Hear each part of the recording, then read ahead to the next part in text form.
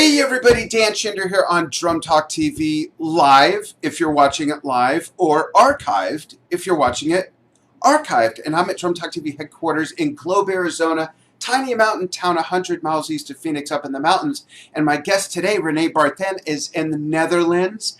And what we're going to talk about today is something I bet most, if not all of you, can relate to. And that is how playing music, and drumming in particular in our case, has helped us all through some challenging times throughout life and some bumps in the road. First of all, René, welcome. Thank you for taking time, your evening on a Saturday night, away from your family and away from partying, to do this. How are you? I'm fine, Dan. Thanks for asking. First of all, I'm going to try to speak English. What's the best is in my power. So I think we're going to laugh a few times later in this interview, but I do my best.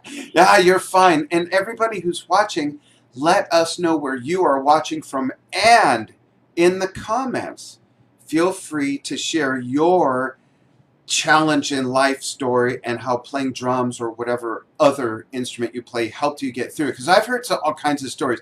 I remember about 5 years ago on Drum Talk TV, I created this meme, and it's a picture, we still use it, it's a picture of a young lady playing the drums in a forest, and it says, have drums ever helped you get through hard times? And I couldn't believe all the stories we got. You know, I got divorced, my wife left, and she took the kids, she took the house, she took the Cadillac, and the mailman.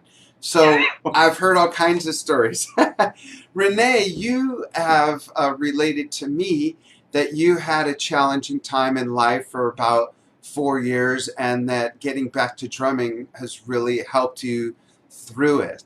Share the story of the sort of collapse and rise back up with the help of drumming as therapy. I will share it with the whole wide world. It's not a secret, but to tell somebody how things were going in your life, sometimes it's difficult. You have youngsters, you have grown-ups and older people. I'm going to tell something about my life in a short time, otherwise we have use hours and hours. But when I was young, I lost my older brother when I was 6 years old. Mm-hmm. And and then after that, my mother totally collapsed. The marriage between my father and mother was not really good, so they divorced. And I've got a really tough time. My mother's brother, Andre was a professional drummer. Mm-hmm. And one day I saw his drumsticks, and that was some kind of magnet, some magic, I don't know. So I grabbed his sticks, and I fell in love with those sticks, and then move on, playing in the marching bands, learn rudiments, and my life goes on. And started with my first band, the Bootlegs. We are still exist at 37 years. It's a very long time. Yeah, it is. And they, the music and drums is always the red, I don't know really how to say it, but thing in my life to keep me up. Yeah. After so many years, I had to pay the bill, like I said. Right. Everything goes wrong, and I lost control about my life. And I've been in rehab because I want to quit my life. Mm-hmm. And even the music and the drums could not help me anymore. Because you can imagine how difficult and how sick I was in my brains. Right, and that lasted about 4 years, right? Yeah, that was 4 years ago, 4.5 years ago. But how long did that period last? Sorry? How long did that period last? Well, a few years, because when I get out of the rehab, I'm still using medication, and I've got a how you call it, a fear and panic distortion. Mm-hmm. And to move on, I need medication. But I lose control about the drums, about myself.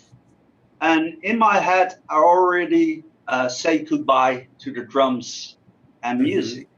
Right. But one day, and that was when I came out of the rehab, I was at home and I look at here in my wall of fame, and I'm here hanging around a lot of very interesting drummers who means a lot to me. Right. And then I thought, I have to come back, and I don't know how.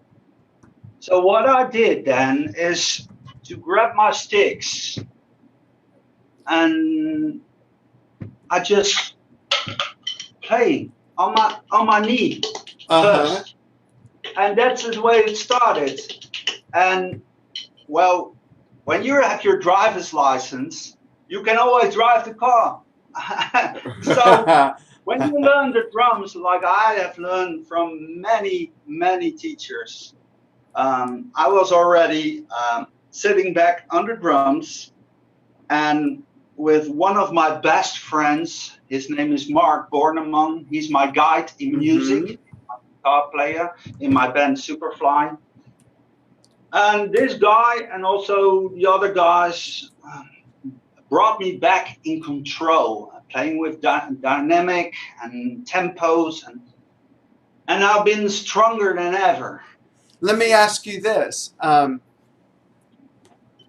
How would you describe the shift in your mind and in your well-being that you felt change the more you started playing drums again? Sometimes it's quite busy and in your head with yes or no's. And right. The time when you grab your sticks, then I put headphones on my head, and then I was dreaming and drifting away that I was the drummer of Level 42, of Toto, of Chicago, Golden Earring, Incognito, you name it.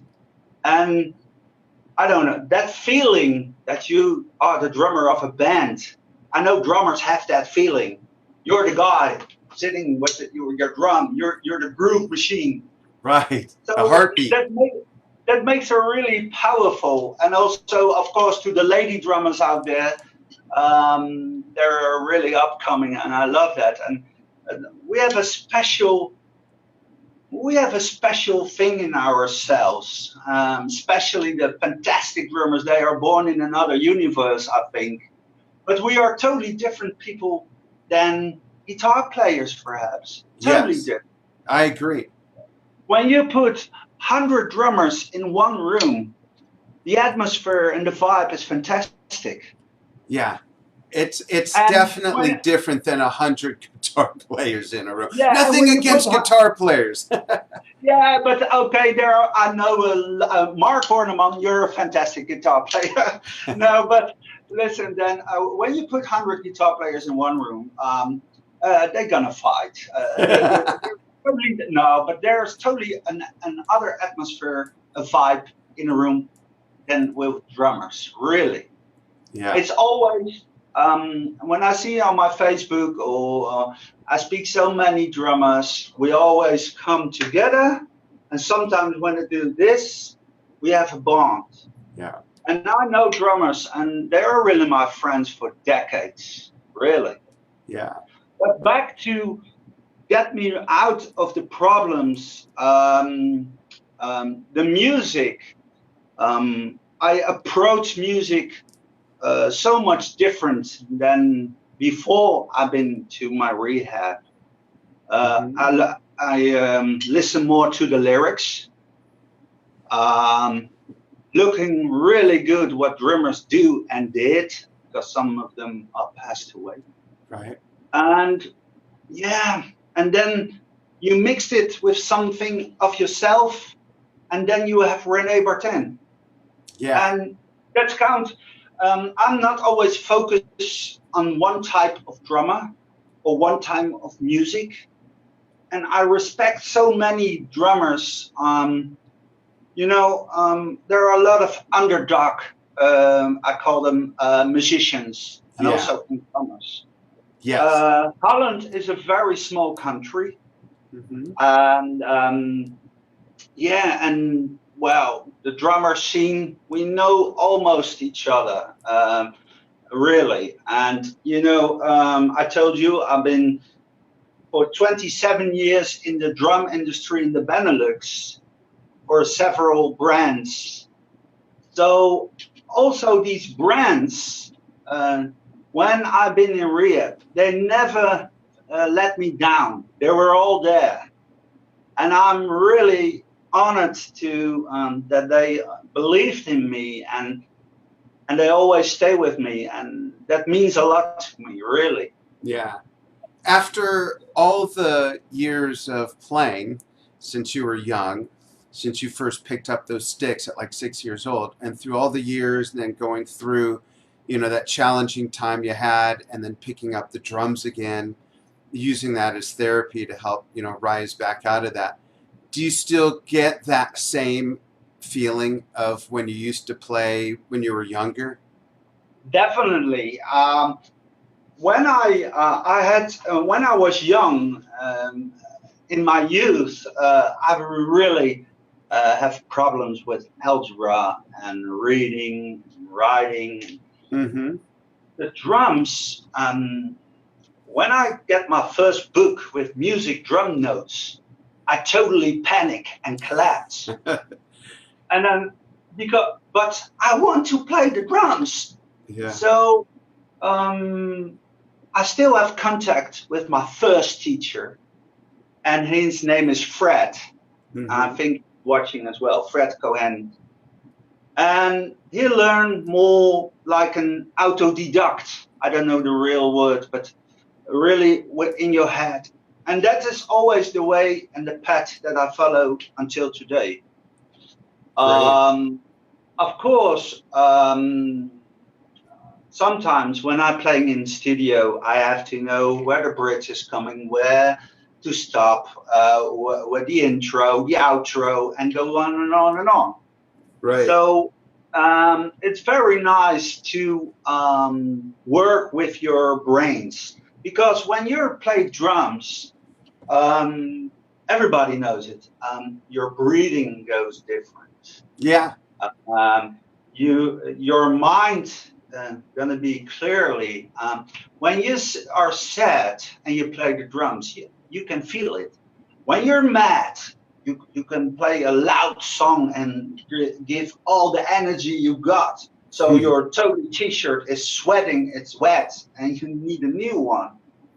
And sometimes when you feel very sad, play a little sad song. Yeah. And after that gives you so much, the fantastic energy for a human being to move on in life. And I know I try it with older people. I tried it with older people, and music. They sometimes cry, and a lot of things coming out from the past, and you can rid of it. You make an empty box in your brains, in your life, in your heart to move on, especially when you're young. And this is really important to under the days. Absolutely. Thank you for that. I want to look at the comments real quickly. And for those of you who may be joining us late, what we're talking about with René Barthen is, has music helped you through challenging times? And I'll give a quick story of mine in just a moment. But let's see, I think I saw a question. Oh, and we do have some people chiming in. Hello from Journey. Hello from Netherlands. I see someone in Italy. I see, hey, Don Garrett, thanks for joining. Don Garrett, if I remember right, is in Washington. And of course, our associate producer, Gil Cervantes, is in Monterrey, Mexico. Renato, how are you? So here's a question. Nick VM says, René, what's the meaning of 6 for you? Is it I something know. you can answer on a family show? Okay. Yeah. Just check. Yes, I can.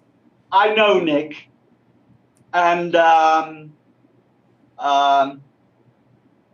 the number 668 is my favorite. Oh, okay, cool. That's your favorite time signature to play in? Yeah. Oh, cool. Nice. And then we have an engine, a 6-cylinder engine, and it goes on and on and on. And then it's a little bit funny and a joke. And then we say 6, René 6, and then that means it's okay. It's fantastic. Yeah, it just brings everything together. Yeah. Cool. You know, I think that every musician watching and I don't know, for some reason I hear this more from drummers about drumming being therapy, and maybe it's just because I'm a little bit more connected to drummers, although I know musicians of all types, but we can all relate to playing getting us through hard times. And there was a period in my life about 20 years ago or before 20 years ago where I didn't play for a while, and I got divorced from one of my marriages, the only one that I didn't have kids with. And it was bad because at the time I had a cooking show on TV. And when I started going through this separation, the divorce, it just sort of pulled the rug out from everything. I just didn't feel like carrying on with the show. So I stopped, and it played in reruns for like another 6 months or a year, something like that. But it was after that that I kind of picked up the pieces, and later on got in another relationship with Enja, my wife now, and turned... Your beautiful wife, yes. Yeah, thank you. I can tell you. Thank you very To much. all the world.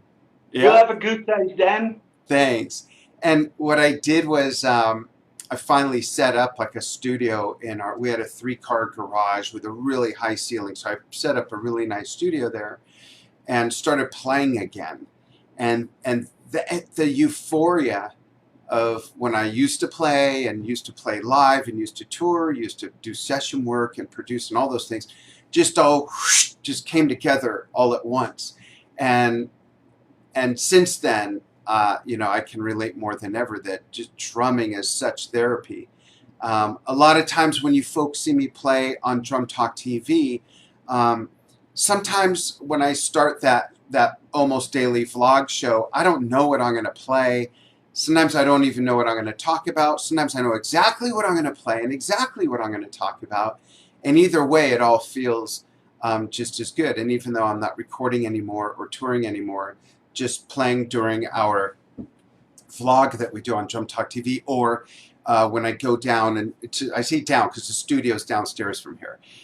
When I go down to the studio and play just for my own enjoyment, it's great. I mean, I love it as much as I've ever loved it, whether I'm playing for 2 or 200 or 2,000 people or whatever. To me, it's all the same. And again, you folks that are watching, whether it's live or on the archive, please feel free to share your story of a challenging time that playing drums helped get you through. And while you do that, I'm going to ask René some musical questions. René, what is some of your favorite music to play, and what is some of your favorite music to listen to? Now, for some people, it's exactly the same. For some people, it's different. That's why I ask it both ways. And it's spring here, and my nose is starting to get affected by all the flowers starting to bloom. Wonderful. Well, honestly, when I started with my first band, I've got here a picture. I show you. It's called the Bootlegs.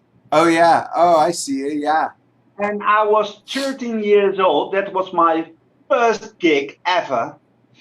On that time, we played only Rolling Stones music and Beatle music. Oh. And but after a while, because my uncle was he loved music, and he was a massive fan of Chicago. So I listened all the old records and old songs of Chicago, and then now I have to think back of Danny Serpentine and Tristan and Bodum, and totally different drummers, another approach. But yeah, in the old days, we have no internet. We have only an audio cassette. Yeah, that's right. And records. We have our teacher, and then we go to a concert, and you can see what the drummer did, and you try to play what he plays. So, and now we got all the tools like YouTube and Instagram, and so people are getting when they are younger, they are in a faster time a better drummer than the old drummers like we are. And but back to my music taste of music, I never focused on one type of music. That's great. Because I was always challenged myself to play in different styles. First, it started with rock and roll, and then pop, and then the band from England, Level 42. I'm a massive Level head. That's the really bands. And yeah, I've got here, wow, I can show you the first drummer of Level 42. That's Phil Gould. Oh yeah, Phil. Phil, and the classic Phil. Then, well, I've got here his stick, where it is, and that is Mr. Gary Husband. Oh yeah, the second drummer. Sure. There was one drummer for a very short time, but I don't know his name.